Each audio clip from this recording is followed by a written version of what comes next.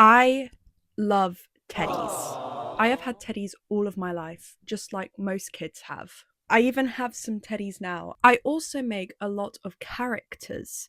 Even though some of these characters are humans, I have made a few animal or just generally miscellaneous characters. And I want to bring one of those characters to life, and that is what I will be doing today. Okay, so when deciding on what character I wanted to bring to life, there was only really one character that came to mind. This one, Bonbon. I made her for a uni project, and ever since then I've brought her back here, there, and everywhere, so it only felt right to bring her into a video. Using this drawing as a guide, I began sketching out the different parts I'm going to need for this. When it comes to sewing, I am relatively experienced. I mean, it's literally my job, so some would hope. However, when it comes to more complicated things like teddies, I've never done it, so I didn't even know where to start, so I was a little bit nervous. It is probably why I'm taking the time to do this in the first place, to delay the inevitable. When splitting Bon into different parts, I realised that in every single design I've done of her, I've given her purple paws on her hands, except in the thumbnail and in the plan. I'm not sure if I will add them or not, but it seems like a problem for future me, which is me now, so I know the answer to that, but just for the video, we're going to pretend I don't. After finishing that, I'm going to need some measurements for the character, so I'm bringing in a willing participant. As you can see, I had big expectations for this. Spoiler, I ended up having to half all these measurements later, but it's okay because Stitch is absolutely loving it. The next part of this is choosing what fabric I want to use for this project. I was stuck between two purples. The fluffy one was closer to the colour I wanted, but the light purple was the exact texture I wanted. After a bit of back and forth with myself, I ended up choosing the light purple. I had already accepted the colours weren't going to be exact, but that's all a part of this process. I had recently bought this fluffy fabric for the main part of Bon, and it was at this moment when I realised I didn't have enough fabric to make Bon the size I originally wanted her. But that's okay because, like I said, we adapt and use what we have. I'm going to use a bit of movie magic to create the shapes that I'm going to need.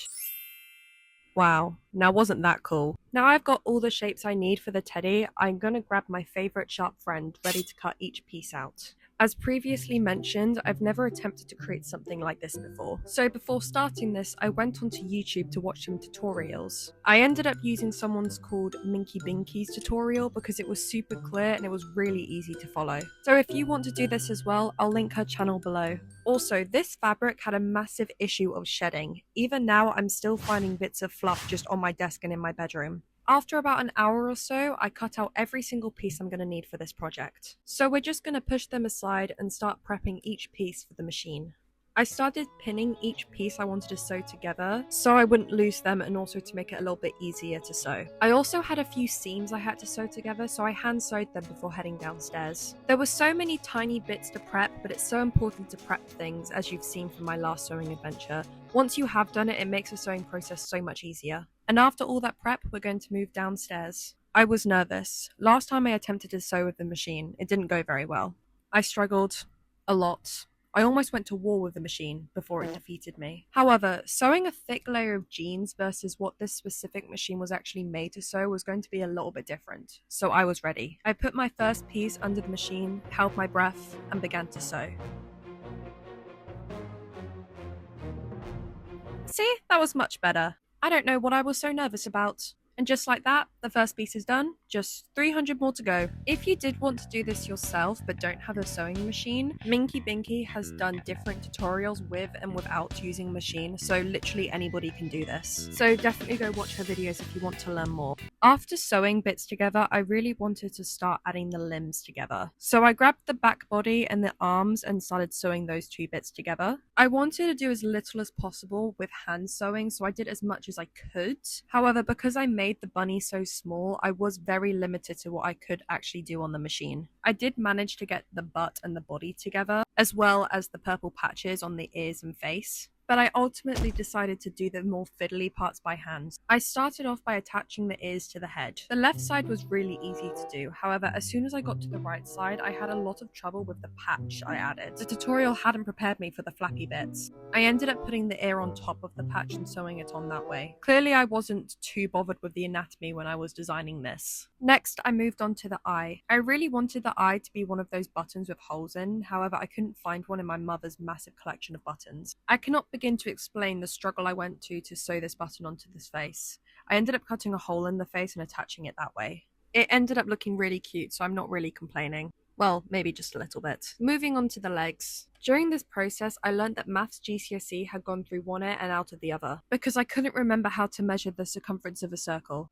And yes, I did just prick myself. We don't talk about it though. Anyway, after eyeballing it, the paws were actually the perfect size, so my ego was growing, but that isn't going to last long. Because as soon as I was done with the feet, I moved on to the body. And that's when I realized the bottom was too big. I'm a failure, I'm a fraud, I'm gonna hand my grade 5 back to school, I don't deserve it anymore after this rookie mistake.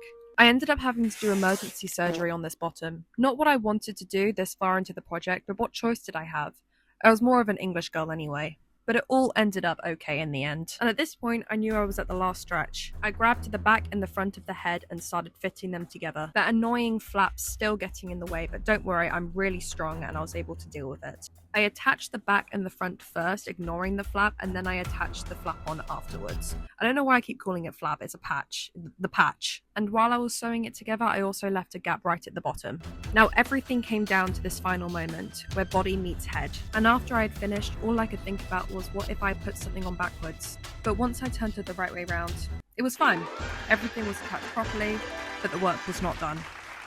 Hope you missed this face. I certainly didn't. With every good teddy comes with stuffing. I took this massive bag of stuffing from my mother's sewing room and I was going to feed it to my bunny, shoving it into her feet, her body, her head, and all the nooks and crannies. And after all that shoving, she's basically finished. Well, almost finished.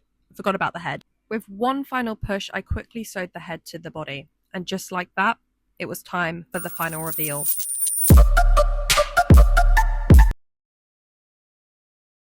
I cannot express into words how happy I am with this outcome. Is she perfect? No, but I wouldn't change her for the world. She does have a few imperfections, like she has the exact same posture as me, but I love her, and I had a lot of fun, and that's all that matters.